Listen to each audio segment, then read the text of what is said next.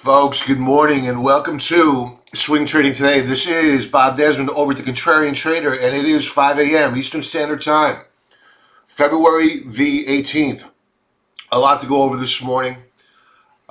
We'll kick things off with the headlines, and one that slipped past me yesterday was HSBC. Remember, the HSBC gets a huge amount of their revenues, earnings out of Hong Kong. I believe that's where it was founded. HSBC misses expectations on 2019. Pre-tax profit will reportedly slash 35,000 jobs. So a big bank, exposure to China.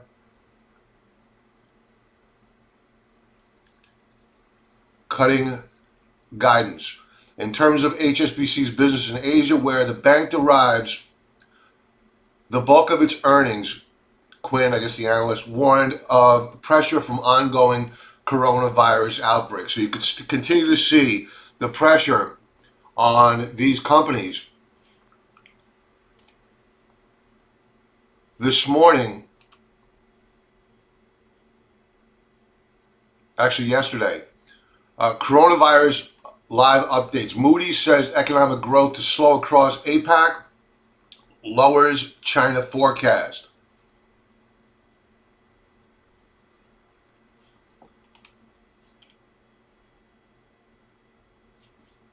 The dominoes are falling. This is off of Zero Hedge. Late last night, China shut down to crush India's already crumbling economy. So this is directly linked to the supply chain. We've been talking about this quite a bit, that there had to be an impact. Good morning, Pat. There had to be an impact at some point in time to the supply chain, or at least a recognition. We knew there was going to be an impact. How could there not be an impact to the supply chain with China shut down? But the markets have chosen, for whatever reason, to pretend it was non-existent. And it was right in front of everybody's faces. And it looks as though they're beginning to wake up now. So let's get to the pre-market activity and let's see what's going on around the world. So we met last night to discuss the pre-market activity, to see how the futures were trading. At that point in time last night, we were down roughly between at least a quarter percentage point, at worst a third of a percentage point. Things have gotten worse overnight. We're waking up this morning with the Nasdaq 100, which is the equivalent of the trip Qs in the futures market, flirting with a breakdown below a critical support level. Now, this bar here, to be fair, we don't want to be doom and gloomish, a bunch of chicken littles. To be fair, we bounced off of this lower band of support, and this bar here just opened up less than 3 minutes ago. This is a 4-hour chart. These will all be 4-hour charts. So let's keep things in perspective here.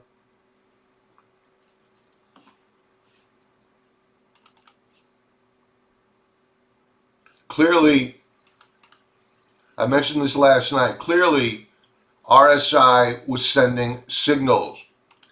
As the market was pushing to new higher highs, RSI was flashing warning signals and we were shorting into it. Would I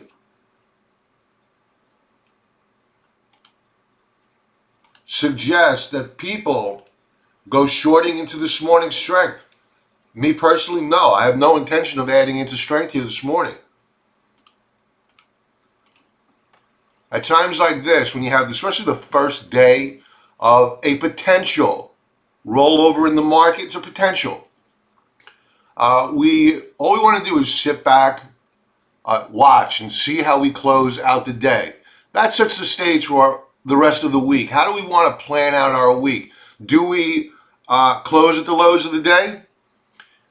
Or do we rally back? For all we know, we can close positive on the day. You don't know what the government's going to do. You don't know what headline news is going to come out to try to squeeze the shorts. We are in a managed market. And people need to appreciate the fact that we are in a managed market. Simply take a look at the Federal Reserve's balance sheet. They're intervening in the markets with QE or not QE greater than QE3. Back then they were injecting $80 billion a month. Now they're doing $100 billion a month. So they're serious about keeping this market aloft. So we need to go into this with eyes wide open and not pretend that there's nowhere else to go but down here. Nothing could be further from the truth. You know, the macro picture, the coronavirus picture, it is for real, and it is having an impact on the supply chain. Will they allow this market to fall? That's yet to be seen. Let's take a look at the S&P 500. It too has weakened up since last night's commentary.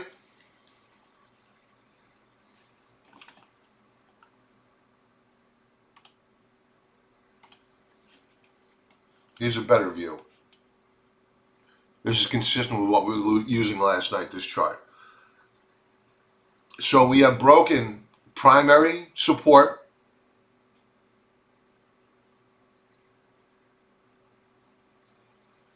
And on Market Wrap tonight, I'm going to be going over with members where we believe that support will be on all the major averages and how we plan on trading this market. Is this a buy the dip event, or is it time to go looking to lean into the short side even further than what we are right now? And that question I just simply can't answer right now. We don't know how these markets are going to close out today. We have a good feel for how we're going to open up, but again, Lord knows what type of headlines are going to come out to try to manipulate this market a bit higher.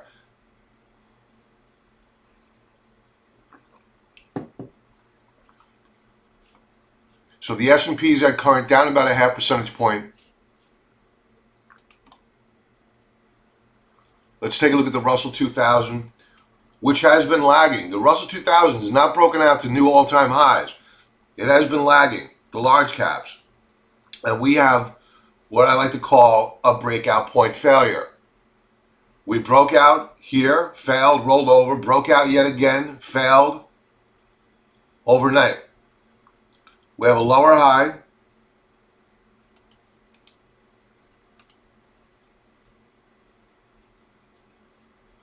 What was supposed to be support, as it was back here on the 14th, on Friday, has now failed. We are back down within this trading range. I would expect that we are going to do one of two things, or a mixture of both. It looks as though they're going to do one of the options here this morning. They're either going to try to rally this back to recapture resistance, or they're going to come all the way back down here. They're going to test the support level. And the question is, do we break the lows of the 13th? We have already broken the lows of the 14th. So we have lower highs, lower lows.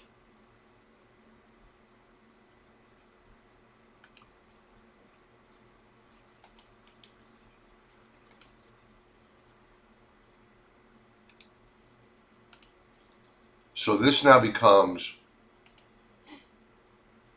let's make this yellow.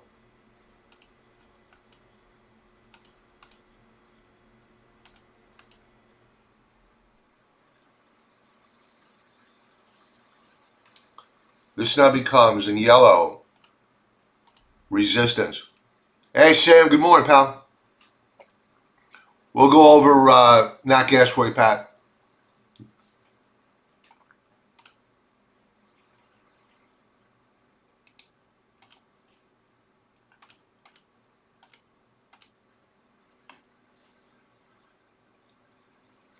Good to have you, Sam.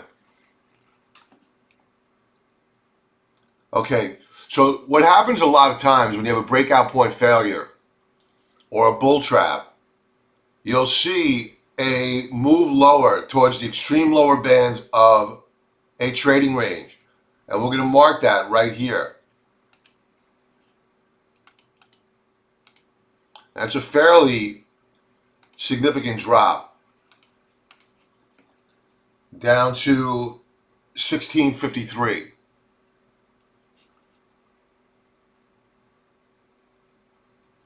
And there's where we should find some fairly significant support.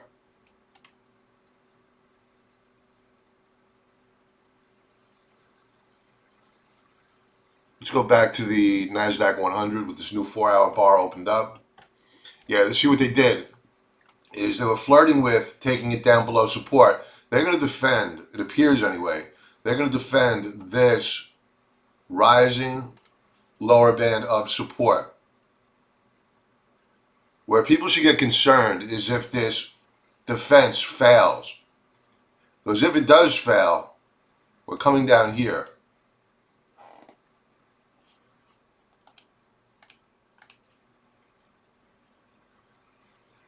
$94.45 on the Nasdaq 100. Let's take a look. We'll go to the dollar first, then we'll segue over to precious metals. The dollar, no shock here, is catching a bid. Not as big of a bid as I would have expected. Because what you're seeing right now, many people believe that the dollar would drop. Fear, no. Money goes rotating into the dollar as a safe haven play, usually. Sometimes of late, these past few years, sometimes it doesn't act as a safe haven. I think that's because of our debt. But at current, people are using it as a safe haven play. And with the rise of the US dollar, people presume that gold would be weak. But that's not the case when you have geopolitical risk on the table. Both the dollar and gold can trade in tandem.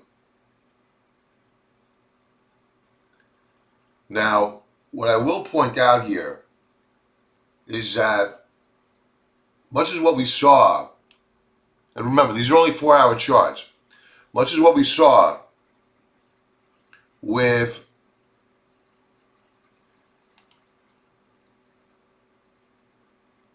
stocks, we're seeing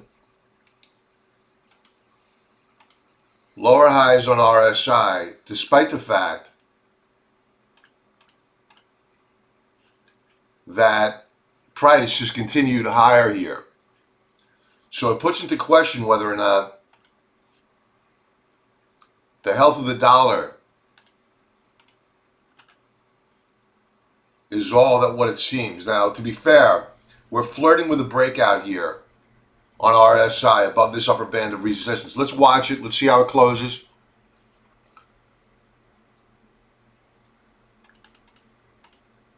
Now, if we roll over here on the dollar, that's only going to fuel gold.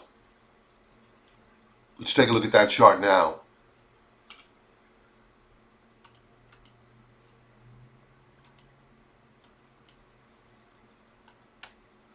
All right, so gold, we were talking about this last night. At that point in time, it was right about around here, and we were flirting with a breakout. And I said, really, there's nothing to do here until we wake up and we see whether or not we close above this upper band of resistance. Because if we do, that sets the stage for a run to the January highs. Remember, this is when the Iranians launched that attack on the bases over in Iraq. So we have at current broken out on gold. We are off the highs of the session, but we have established a foothold here above this upper band of resistance. So gold is looking really good this morning. We are long of the gold miners. I'll bring up a chart of the NUGT in a moment. I don't know if Norris is on. I'm sure he'd be asking questions. Thanks for those likes, folks. If you could hit that like button, I'd really appreciate it. Thank you very much. Gold looking good. Let's check out silver. We spoke about silver last night. It was looking good.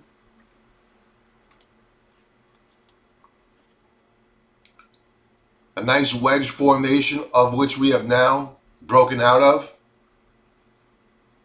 We are up this morning nearly 0.75 percentage point.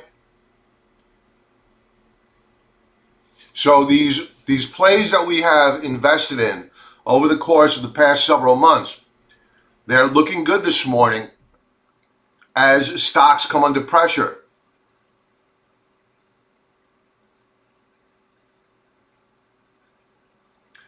Now, what we've also, let's go to NUGT. We have been building a significant position in the NUGT. This is the leveraged ETF putting you long of the gold miners. Not for the faint of heart. Very, very volatile. If you don't want the volatility, you want exposure, look at the GDX. Or if you want a little bit more volatility than the GDX, look at the GDXJ. This is not for everyone. Everybody has different volatility risks that they can tolerate. Yeah, Tesla, I want to bring up a chart of Tesla. Some news came out overnight that they have to stop production on that gigafactory over in Germany. So NUGT looking very good this morning. Here's our tripwire, which was triggered last week on the 13th. We're up this morning. But if you drill down, 15-minute chart, we're already a little bit overbought here, a little bit of froth here.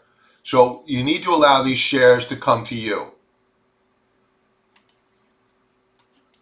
So we'll be watching to look to add to our NUGT position, either by selling naked puts or by simply going into the market and buying shares of the NUGT. But I'm loving this consolidation. We've been quite patient with it. We've been selling covered calls, generating cash flow. But now is the time to take a step back from that strategy, mix things up a little bit here, and allow these shares to move up higher and look to sell covered calls into strength.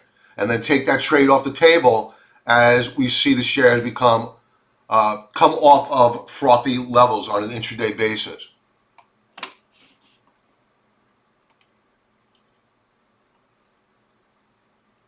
Let's bring up Tesla really quick. And we'll see how it's reacting.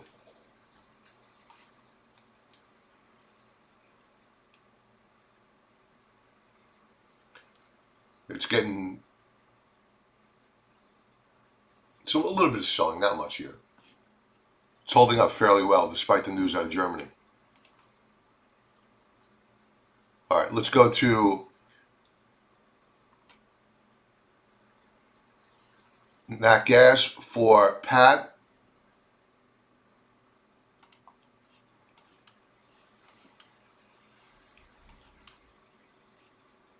We still don't have that breakout on Nat Gas. That 1.95 level is really the number to watch. Because what I fear with Nat Gas is what we're seeing to an extent with copper. Remember, copper, Nat Gas, all in a downtrend. And copper caught a bid last week. Where's copper?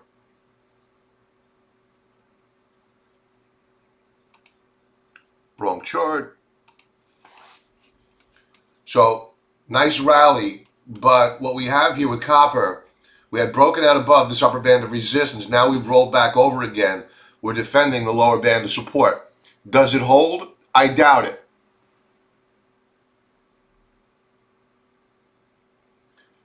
China accounts for roughly half to 3/3 of copper consumption, and they're not doing anything over in China. So why there would be a bid under copper, I'm not quite sure. I could be missing something. But copper's up at current. So we'll look to see whether or not this holds support. And this is the type of price action I worry about with nat gas. Is we've seen a rally. Does that rally hold? Do we break out? It's anybody's guess. If you take a look at oil, again, wrong chart. Sorry, folks. Oil's rolling over here, down about 1 1/3% on the morning. They're trying to hold this defense level here.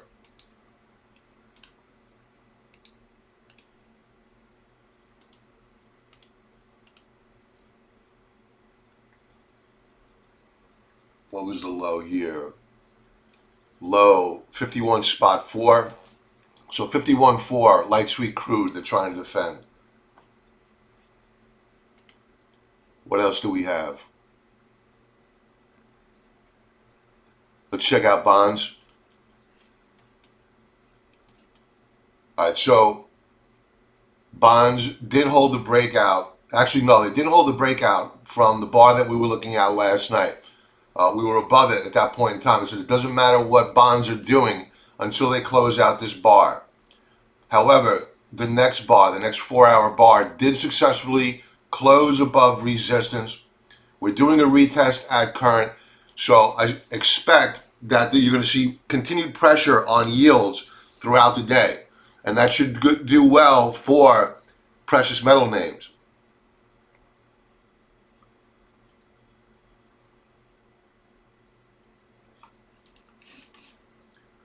We'll go back. We'll leave off with the